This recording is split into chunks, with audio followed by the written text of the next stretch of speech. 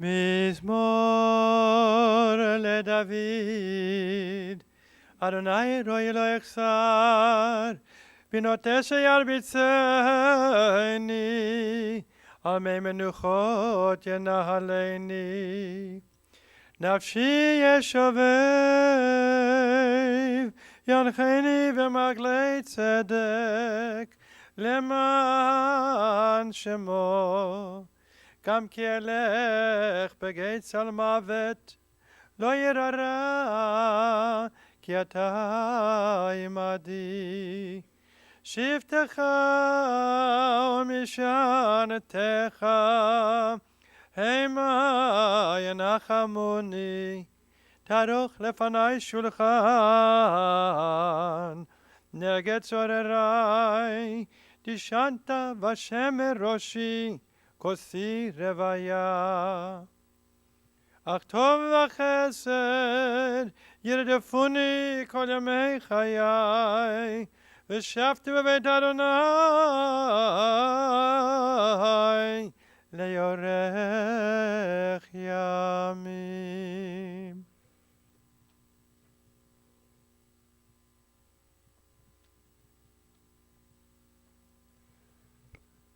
A Psalm of David. The Lord is my shepherd, I shall not want. He makes me to lie down in green pastures. He leads me beside the still waters. He restores my soul. He guides me in straight paths for his name's sake. Yea, though I walk through the valley of the shadow of death, I will fear no evil, for thou art with me. Thy rod and thy staff, they comfort me. Thou preparest a table before me in the presence of mine enemies. Thou hast anointed my head with oil, my cup runs over. Surely goodness and mercy shall follow me all the days of my life, and I shall dwell in the house of the Lord forever.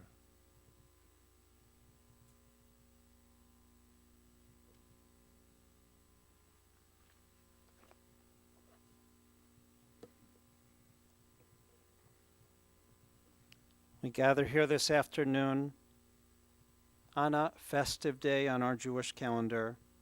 These are the intermediate days of Sukkot, called Chol HaMoed, when we should be rejoicing, and yet our hearts are broken as we gather to remember with great love and affection Bonnie Barclay Kay, a loving daughter, wife, sister, mother, aunt, cousin, and friend. Every single year we read the Torah and we rejoice at its end, even though the final sections detail the death of our leader, Moses. Upon its completion, on Simchat Torah, which we'll observe in less than 1 week, we joyously return to the beginning and start to read the Torah from its opening once again. Judaism teaches that our lives are like a book. Our actions and words are recorded. This past week, during the festival of Sukkot, Bonnie left this world, too young, a month shy of her 65th birthday. So much yet left to complete, but yet she accomplished so much. Along with Abraham raising 2 incredible young men, sharing so much humor, art, joy, kindness, creativity with so many of us. The rabbis imagine that Moses cries while writing the final chapters of the Torah, telling of his death. And so it is for all of us today. Though Bonnie's book is sealed with our tears, we must rejoice, for we now have the opportunity to share her book from the beginning. Her life story is filled with so much blessing, so much love.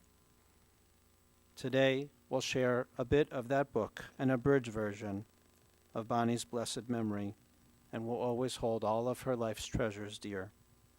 Bonnie was incredibly brave and tenacious, fighting her cancer, studying all the treatments, practically getting her own MD. But this past week she knew it was time to go, and she moved to hospice. We can say that she's no longer suffering. She's at peace. She rejoins those beloved family members and friends who have gone to heaven, including her father-in-law, Max Kay, of blessed memory. Bonnie leaves behind many in mourning, her life partner and best friend, Abraham, her husband of 33 years, the pride and joy of her life, her 2 boys, her 2 sons, Dr. Benjamin and Sam, her cherished parents, Claire and Alvin, 3 brothers and their wives who became her sisters, Drew and Jan, David and Susan, Robert and Dawn, beloved nieces and nephews, cousins, sister and brother-in-law, Marcia and William, and mother-in-law, Sarah. At this time, there are several members of the family who will share remarks about Bonnie. First, I'd like to call Brother Drew.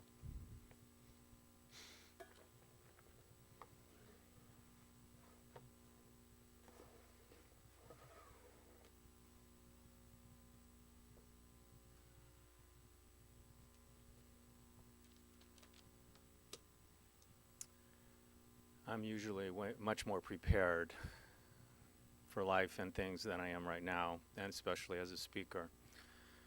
Thank you all for being here today. There's a big hole in the universe, and it's already visible to all of us. Even ironically, as we were looking for clothing that my mother wanted to wear here today, the first thing that came to my mind was, call Bonnie, she knows where everything is.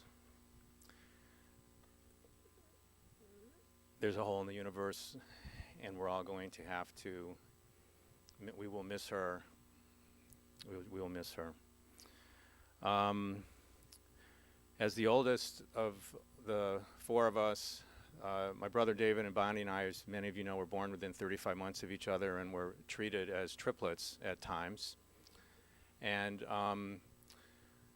we were ranked in age as youngsters, but as we got older, of course, that all disappears, and we became friends as well as siblings and teachers to each other, as well as teachers to our spouses and our own children.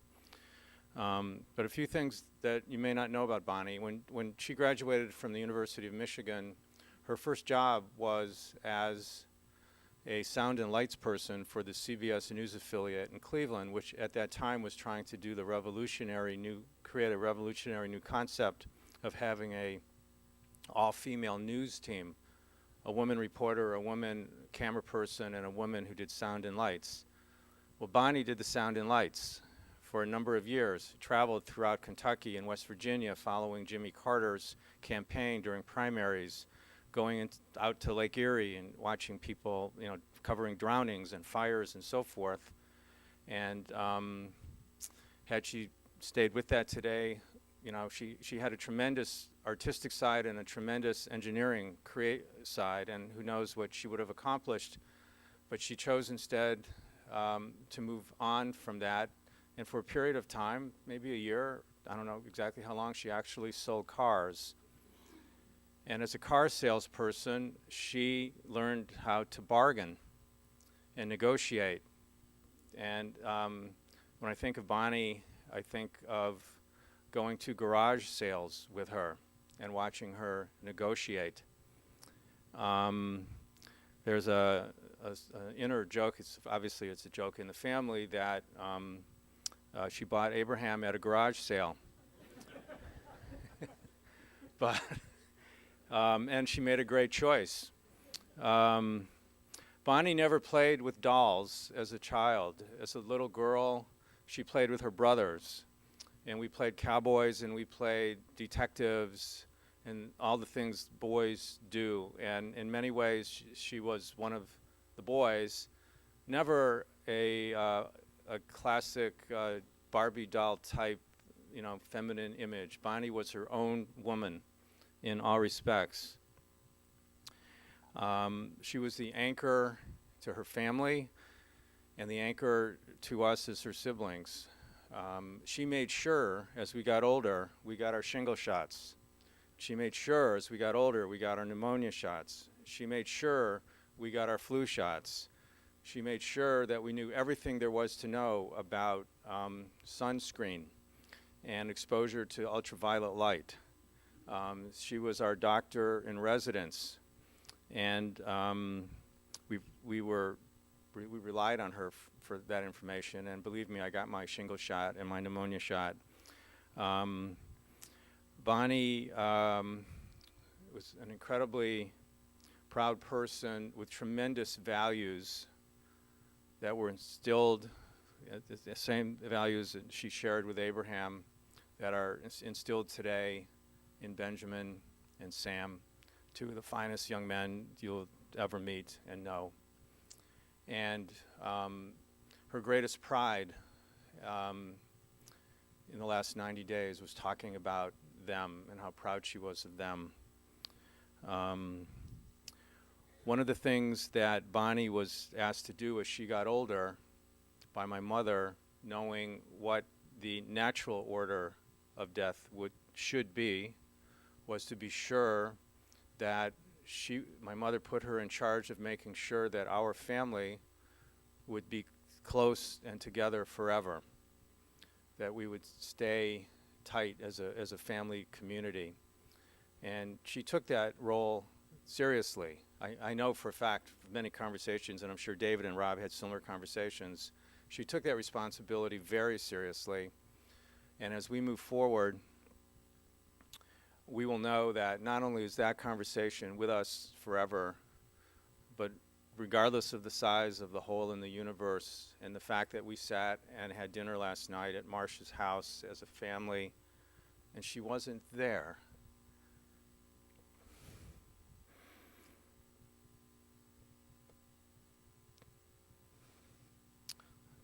she will be with us, inside of us, in our minds, always, because she was here, and now we will take her forward with us. Thanks.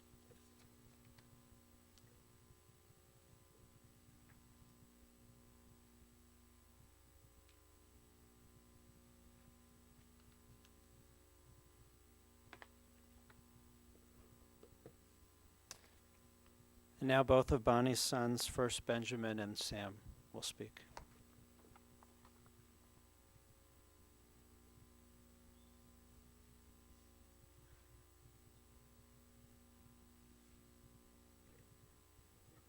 I think Drew's a little bit taller than me. I'm the shrimp on the Barkley side of the family. I wrote down some memories of Mom, and I'm going to try to read them off to you without crying here. Thinking about how to share them with you, I was at a loss for words, so I looked up American poet Maya Angelou, who penned this epitaph. To describe my mother would be to write about a hurricane in its perfect power, or the climbing, falling colors of a rainbow. Former President Bill Clinton selected Maya Angelou as poet laureate for his inauguration. Of his own mother, President Clinton said, "My mom had this amazing attitude in the face of everything, including when she got cancer." Virginia Clinton Kelly died at age 70 of breast cancer. And yes, Mom did mail her absentee ballot in the day before she died, so got that done. But I think you're all here today because of that attitude that she has.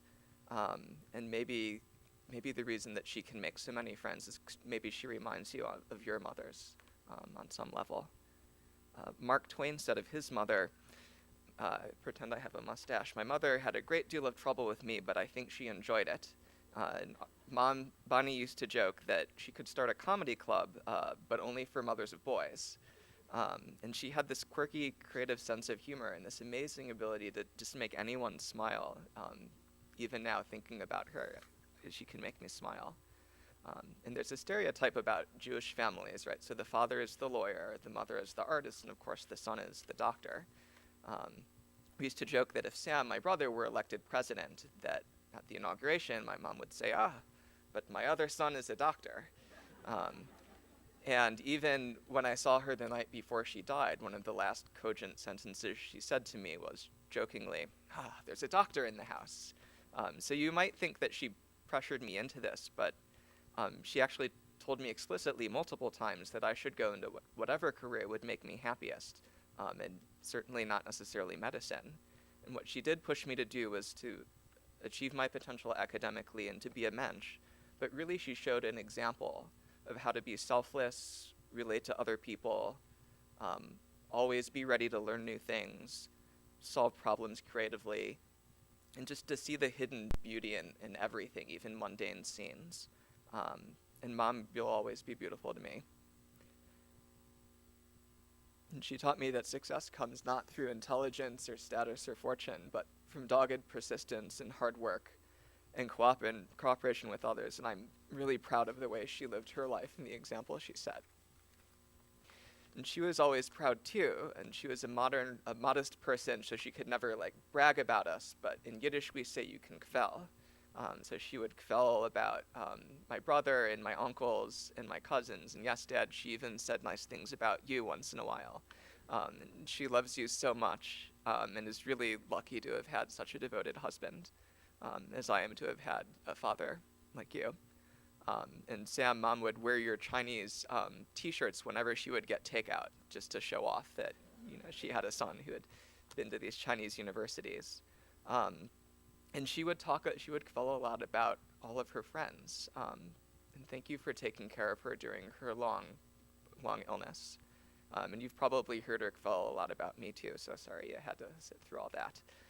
And Henry and Sophia and Brandon and Nicole, she was really, really proud of your marriages. Yesterday after she died, I was handed a pebble with the pink breast cancer women and the word hope engraved in it. And I realized then that it was never about hope for a cure.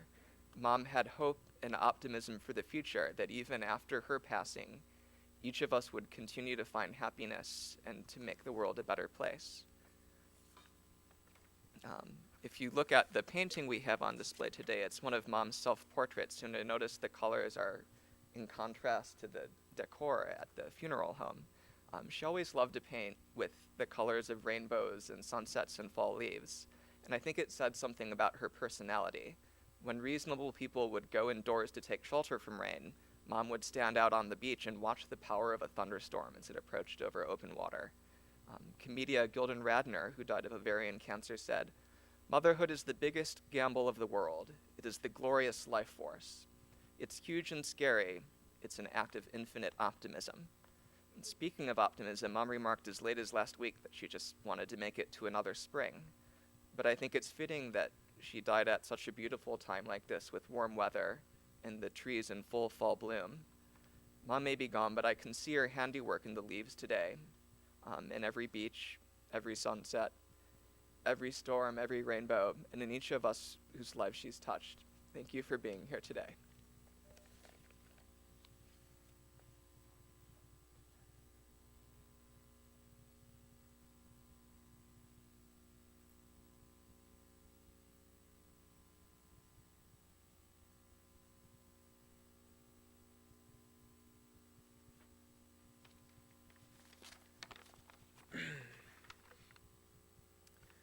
First, I want to talk about Mom as an artist, and I'm going to talk about a few different aspects, but I think that you guys will be able to see how all of these different sides of her are mutually consistent and make perfect sense. Mom had a special way of seeing the world, which she referred to as eyes wide open. Lots of people find beauty in autumn foliage, like we have outside today, and of course she did too. In fact, one of her favorite trees is in her favorite color stage right now. But she was able to find visually interesting things hiding in plain sight. To give some examples from just a few of her photographs hanging in my childhood room, as I was writing this, a geometric rhyme between a foreground wrought iron fence and a background arched bridge, a line of transmission towers marching toward the horizon, and an orange sliver of sky sandwiched between dark earth and a gray cloud deck, a grouping of smokestacks clumped up like a stand of trees. Through her painting, she would expand on what she saw, distilling it to, as she called it, the essence of the thing. A highway at sunset rewritten in oil paints as a river of solid color. Zebras wearing Technicolor Dreamcoat stripes that don't adhere to the laws of physics or optics, but somehow better encapsulate the fun, wild, carnivalesque essence of a zebra's absurd, beautiful party coat. This self-portrait that we have here today, one of herself, as she told me, kind of a clown woman, I think she saw herself as a bit of a clown in the sense that she wanted to help others access a deeper and alternative view of the world. By showing things not as they are, she was somehow accessing a deeper truth in them. And for every piece of art that she did get a chance to make, there must be 1,000 more instances of things that she would have turned into art given the chance. I know this because she was constantly pointing them out. She did this a lot to Ben and I as kind of a training to help us cultivate our own version of Eyes Wide Open. Sometimes she'd do this with intent. She and I would take treks, each with a camera in hand, to the Shaker Lakes, to Chagrin Falls, most recently to the zoo. On those occasions, we'd sometimes start to point out the same thing out to one another. But mostly, and most importantly, she did this as a matter of course, during mundane, ordinary activities, in the form of a passing remark to the back seat while driving us somewhere. As you've already heard and you'll hear again, but it bears repeating, this extended to the world of objects, which only other people know as inanimate, and the menagerie of creatures and characters, a team of spirits unseen by the world, but existing plain as day to our family. The oldest ones predate my brother and I, but many have appeared since, and they all have adoption stories, having joined our family in a steady trickle over the years, somehow conveniently appearing when they were most needed. They have unique voices. They have minor magical abilities, like being able to travel along phone lines or through Skype to help with uncomfortable tasks or to keep us from being lonely, but always with some other more fun pretext. They have costumes that they like to wear. They have distinct personalities. They have favorite activities and character flaws. They offer hugs. They diffuse arguments. They help with daily tasks, but usually finding a way to spill the paint, forget to turn on the oven timer, or knock over a pile of newspapers, offering more moral support than actual competent help. You could call this one of the longest running pieces of performance art that the world has ever seen. And I think it is her longest running and her best artistic creation. The best and most important part of it, the real point really, is that she managed to enroll all of us as co-directors, most especially Dad, who has of course lived longer with them than either Ben or I, to the point where we can all see the same imaginary creatures who, by the way, would take umbrage with my calling them imaginary. They prefer spirit, without having to say anything to each other and point them out. The sum total of all of this has been to make each day imperceptibly and visibly better. It has held us together and drawn us closer. I know they're still around. In fact, I know they're here right now, and you think I might mean that figuratively, but I don't. Mom knows. And they'll be with us wherever we go, but it won't be the same without Mom. And while, of course, this also touched on Mom as a mom, now I want to explicitly talk about Mom as a mom. I think Mom gets a kick out of the degrees that my brother and I have earned or are earning, and has let you guys know too much, but never tired of reminding us that she had her MOM. Those of you who have earned your own MOM, and especially those of you who earned it alongside our mom, as mothers to my and Benjamin's closest friends, should be nodding knowingly at what she meant by this. That Mom has a vast reservoir of knowledge that spans from practical and necessary directions for things such as test taking, go to the bathroom before the test starts, answer the question asks, bring extra pencils, to the more philosophical. When necessary, Mom could be very blunt, but always from a place of caring. A couple weeks ago, as her disease was moving faster and it finally seemed time for us to record some messages to the future, her advice to hypothetical potential future daughters-in-law included not just tips for a healthy marriage, but also tips for dealing with the hypothetical future bedwetting of hypothetical future grandchildren. One of her favorite and most important mom phrases, and excuse my language here, was to remind us that shit happens. This was often especially directed at me, although sometimes at my brother, but mostly at me, because like her, my plans often take their form just in the nick of time. There's a lot more that I could say about Mom as mom, but there's a lot more that I can't say about it, because the full breadth, depth, and variety of her efforts as a mother are largely unknowable and invisible to Benjamin and I. She never felt the need to point them out, ever, with the exception of invoking her MOM when my brother and I were especially intransigently not yet accepting some piece of, in hindsight, really good advice. When all of those mothering efforts finally receive praise, bearing fruit in some visible way, finally after years of her silent exertion, that praise is incorrectly misdirected at my brother and I. It is neither sentimental nor an exaggeration. If anything, it is just stating the obvious, to say that our achievements are really hers. Ben and I won't be the same without Mom. And finally, I want to say, I wanted to talk more about Mom as a modern woman, but like her, I ran out of time. But 90% of the message can be made clear just by saying that, and I know Benjamin feels this way too, when either of us are lucky enough to have daughters or nieces, we hope that we can raise them to be just like her. All right, that was me, and now this is from Mom. A couple of days ago in the hospital, when she still thought she had even more time, she was starting to brainstorm what she would like in a eulogy, and this is directly from her by way of notes taken by Elisa Ross. She says, "Thank you all for coming.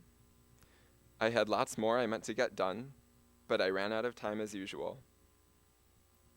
Try new things. Don't try to get it perfect the first time. Just try to get the essence. For instance, I tried Tai Chi at the gathering place, and surprisingly really liked it. There was a group of people who really cared about each other. Same with keeping kosher. I got the spirit of the law, if not the letter of it." The abbreviated version.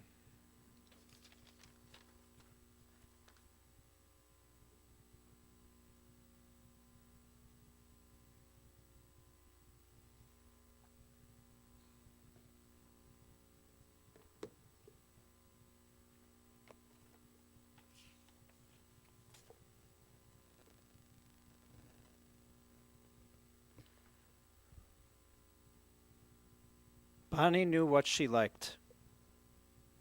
Kind and intelligent, clever and talented, gifted and artistic, caring and funny.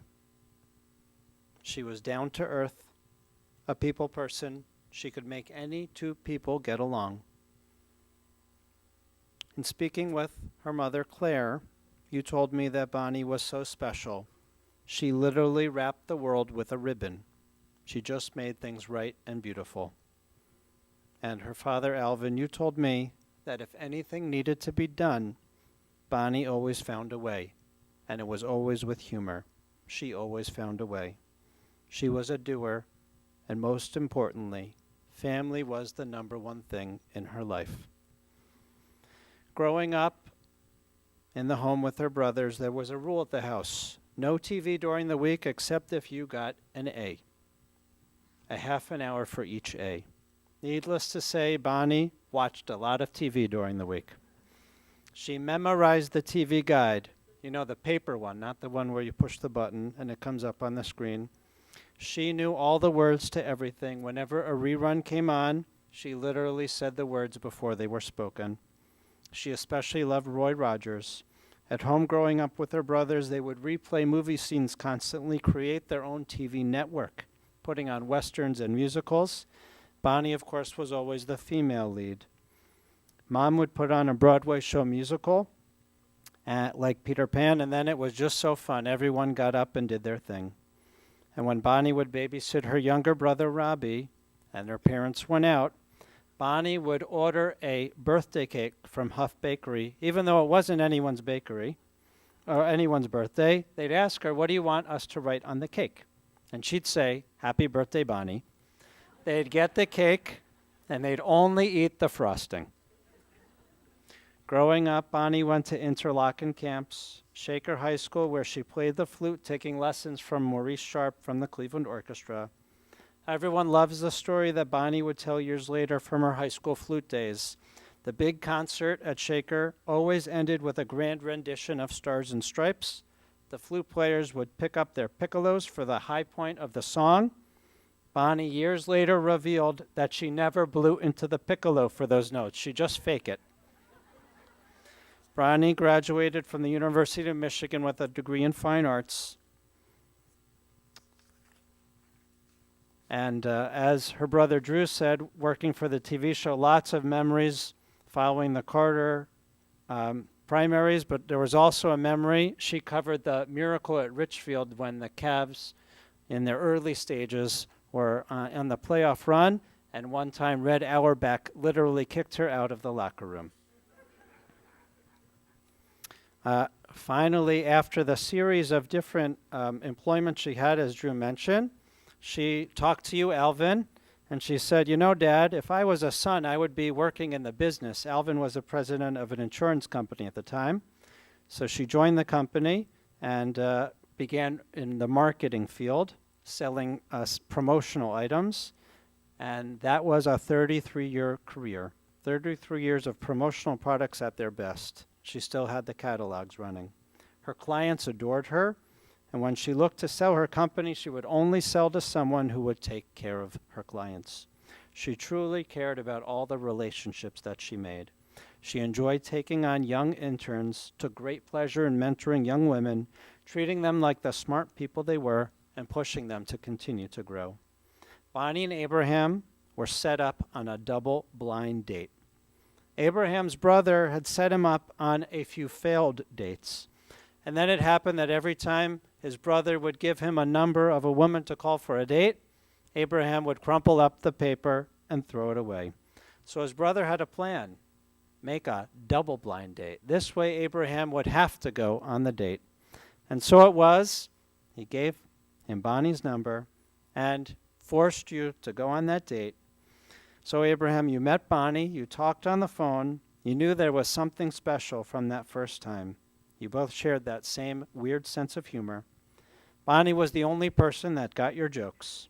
You seemed to have mental telepathy. If Bonnie said a phrase, you knew the entire paragraph.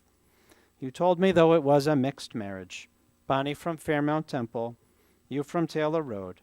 On February 20th, 1983, you were married with Rabbis Engelberg and Lelyveld co-officiating. Bonnie and Abraham shared a true love.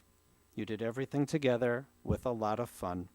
She wasn't just an Eshet Chayil, traditionally the woman of valor. She was an Eshet humor, a woman of humor. Every summer you'd go out to Geneva on the lake. You did everything together. When you ate cake, Bonnie would eat the frosting, and Abraham, you'd eat the cake. You were a perfect match. Bonnie had many titles, but as you know, Mom was number one. She was known as Obi-Mom Kenobi for the Star Wars fans. She loved her boys, and as she would advise others, she had to kvel about them. She was so proud of Dr. Benjamin with pediatric neurology, and Sam, who's getting his PhD in geography and was just awarded a Fulbright scholarship. Mom did a lot of kveling. Now there's a lot of research on early brain development in children. What parents should expose their children to? Well, that's what Bonnie did years ago. Lots of hard work and lots of reading. Benjamin, when you would be doing medical presentations, you would take over her computer, load up the PowerPoint slides, and then present for 45 minutes over the phone as Bonnie would follow. And when he was done, Abraham would ask Bonnie, did she understand it at all? She'd say, no, I just wanted to hear his voice.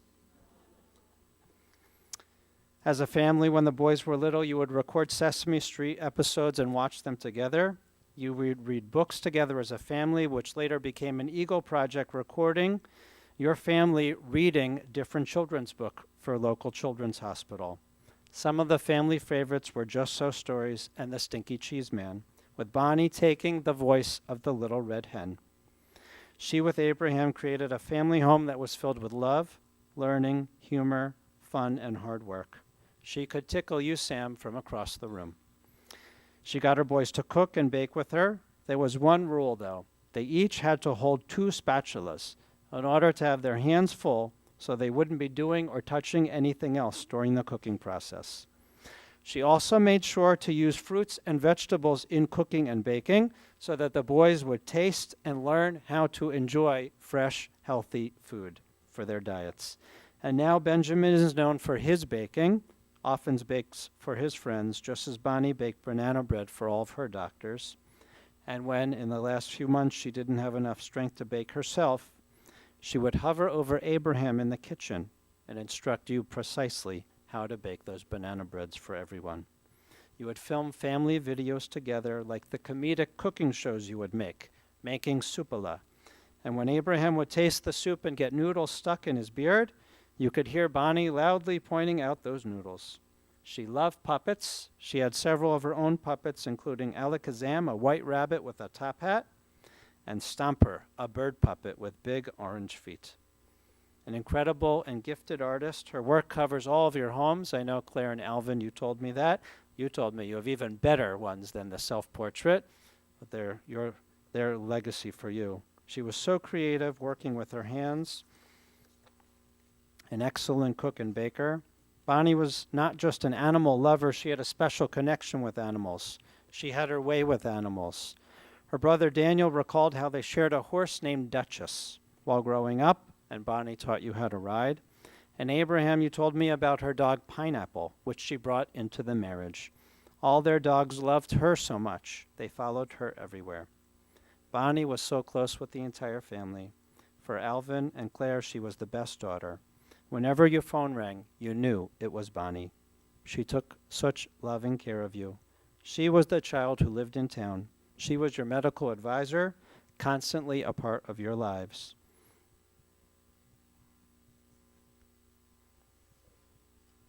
Abraham, you've taken loving care of Bonnie for these last 5 years, with Benjamin and Sam spending as much time as you could in Cleveland, as well as the brothers and sisters-in-law coming back and forth all the time. You all gave Bonnie so much love. You were there, you rallied around her, you showed her extreme devotion and care. She knew that you loved her so much, and you should all know how much she loved you. She never gave up. She was brave and tough, a fighter till the end. She always wanted people to be upbeat and happy. She loved life and wanted to do more. She had more to do. She was so proud of Benjamin and Sam, wanted to be there for your next chapters in life. She wanted to be written into the book of life this year, and that's why she sent you, Abraham, from her bedside to shul to daven for her. The Jewish calendar certainly reminds us of the circle of life, the cycle of joy and sadness. We just celebrated the New Year with sweet honey, the soul-searching Book of Life day of Yom Kippur, and now Sukkot, which reminds us of the complexities of life. The joy of life, this is known as Man Simchatenu, the happiest days, but it also reminds us of the fragility of life, that everything is temporary. We have to put our all into today because we don't know what tomorrow will bring. We decorate our sukkah with art, with beautiful pieces. We spend hours and hours making our sukkah look gorgeous. And we only can use it maximum 7 days. If it rains or the wind blows, we might lose it all. It's what we do in life that matters. Every day is the most important, and Bonnie lived that way. That's how we make our legacy, with values, with teaching, and with love. That's what Bonnie has left. Memories that will live on in her children, memories that will live on in all that she has touched and all that she has taught. May we always remember her with love. Yehi Zichrona Baruch. May her name always be for a blessing. And we say, Amen. We'll rise now as the cantor recites the memorial prayer.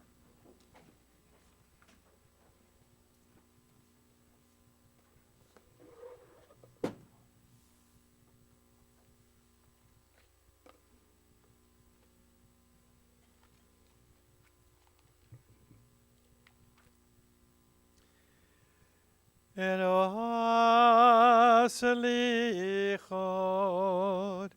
Chanun verachum, Erech apayim verav chesed, Hametzei chaparat pesha, Vakravat yesha, Umenucha nechona, Tachat kanfei השכינה, במעלות קדושים וטהורים, כזוהר הרקיע מזהירים, נשמת ברכה חנה בת אברהם ושרה, שהלכה לעולמה. אנא בעל הרחמים, זכרה לה כל זכויותיה וצדקותיה, בארצות החיים, ופתח לה שערי צדק והורה, שערי חמלה וחנינה.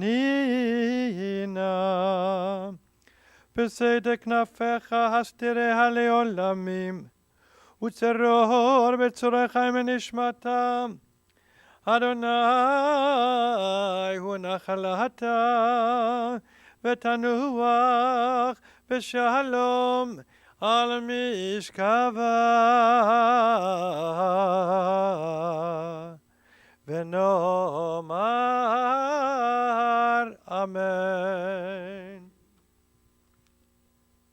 Exalted, compassionate God, grant infinite rest in your sheltering presence among the holy and pure, to the soul of Bracha Chana, Bani K, who has gone to her eternal home. Merciful One, we ask that our loved one find perfect peace in your eternal embrace. May she merit the reward of a life filled with love and kindness. May she rest in peace, and we say, Amen. Please be seated. Interment will follow at Beit Olam Cemetery, and then family will receive friends at the residence of Dr. Marcia K., 3987 West Meadow Lane, Orange Village. The family will be receiving visitors this week, Wednesday, today, following burial until 8 p.m., tomorrow from 7 to 9 p.m., Friday 1 to 4, Sunday 1 to 4. Because this is the holiday right now, we are still in the midst of Sukkot. You don't technically begin Shiva until after Simchat Torah, which is next Tuesday. The family will be starting Shiva observance starting next Wednesday, October 6th, at the home, 2105 Farnsley Road in Beechwood. Those who wish may donate in her name to the Gathering Place or B'nai Yeshurun congregation. We will all truly miss that twinkle. Whenever I saw her, she had a twinkle in her eye, genuine warmth and love. She loved all of us. We'll always remember her. We say, Amen.